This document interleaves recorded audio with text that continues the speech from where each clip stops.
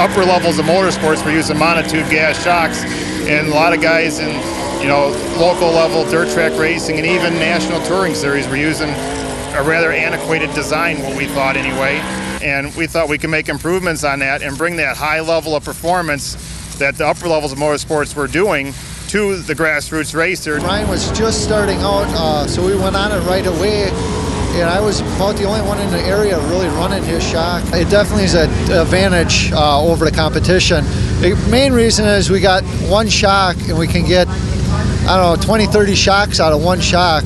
So that's a huge advantage right there. We bolted them on in 02, and we've won 49 races since 02 on nothing but Super Shocks. That's all I've ever ran. Now, it's not going to make a C-main car an A-main winner, but it's going to make a 18th place car a top 3 car.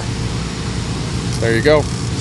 I like the adjustability with the Super Shocks. We're able to get a lot more shocks, adjustment per shock versus running just a normal non-adjustable shock. Super Shocks compared to the old shocks that I ran are a world of difference as far as car control goes.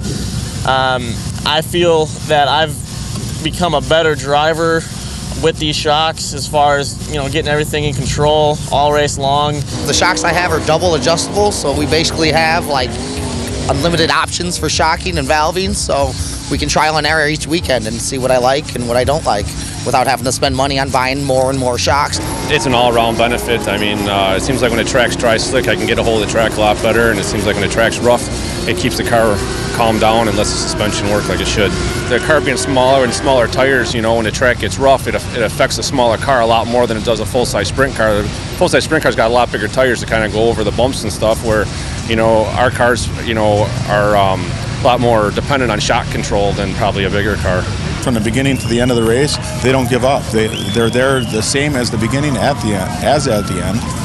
And that makes the car, basically, if the track goes away a little bit, you have other adjustments, but you're never worried about the shock adjustment on the car. Durability is excellent.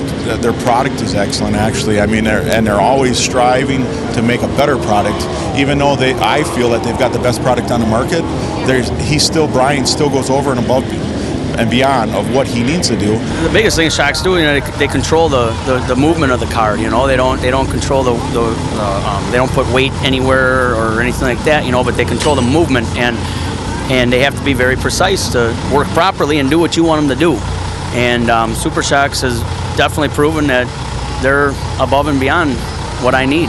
I believe more in these shocks, this year than I ever have, because I've driven a couple of other cars that don't have them, and I know there's other things going on, but it's 90% of it was the shocks that were on the car, and I mean, these things, they're making us look good, is what they're doing. They spend a lot of money to come out here and race every week, and it's just not fair to them to not race with the best things on their car.